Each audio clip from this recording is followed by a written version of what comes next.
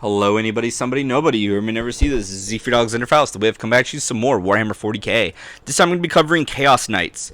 Chaos Knights are weird. They don't combo as well and have good relics and warlord traits as compared to Imperial Knights. Imperial Knights just have a bit more going for them.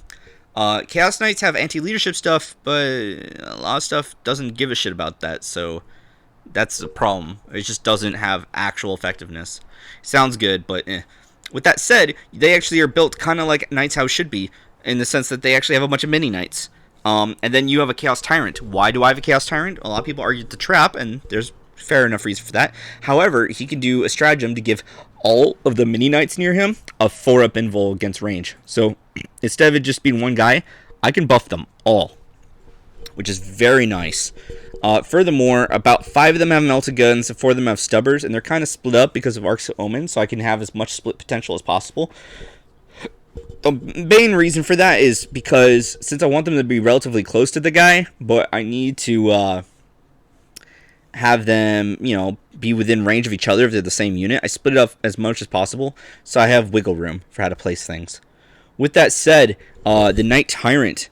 So, he has, of course, Arch Tyrant. He's a character with a warlord trait, 1 disintegrator cannon and 2 gay strike missiles, and then he has Nurgle Putrid Carapace. And there's 2 reasons for this. One, the Putrid Carapace, come on. Each time an attack would be of damage characteristic is sent to him of 1. He gets +1 as armor save, so he's going to try to get that 2 up. And then once he gets favored, which is just killing like 15 models, he gets +1. So unless you're going against like custodians or some weird shit, +1 to his toughness makes him T9. Needs that shit. Furthermore, there's a stratagem which to act on full bracket that is only available for Nurgle. Now, if you don't want to do Nurgle, another really good one is Blessing of the Dark Master. Blessing of the Dark Master, the standard, and that's what I originally had. Your opponent cannot reroll the hit roll, wound roll, or damage roll, and then once you get favored, you have trans on the hit roll, which is the far superior version. He's already T8, he doesn't need it on the wound roll,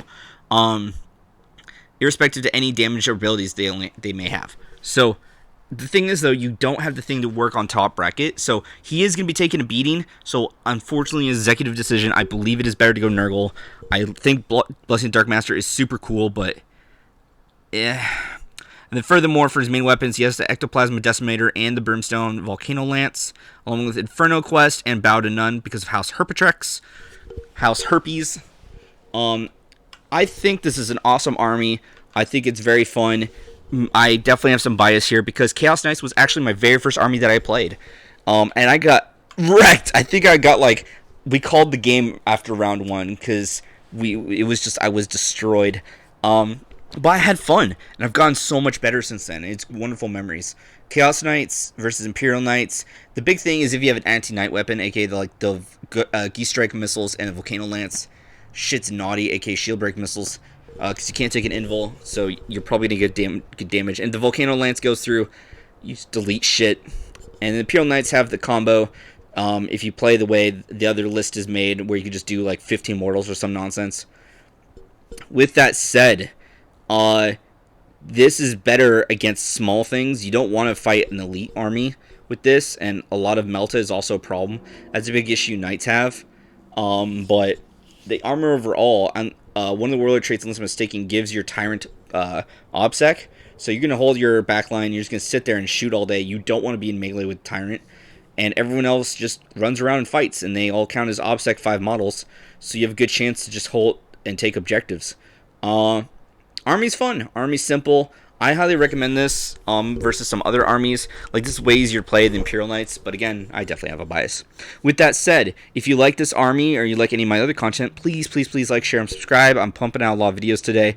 And if you like this army and you want it, guess what? In the description box below, there is Google Drive link, which has this and every other faction army there, and you can grab them and start checking them out for Battlescribe. And if you play on Tabletop Simulator, like I do as well, then soon I'll be pumping out a mod where people can actually grab this army and every other army and start playing them, and they're all going to be yellow scribed and ready to go. With that said, thank you very much for your time. Game on, gamers. Take care. Bye.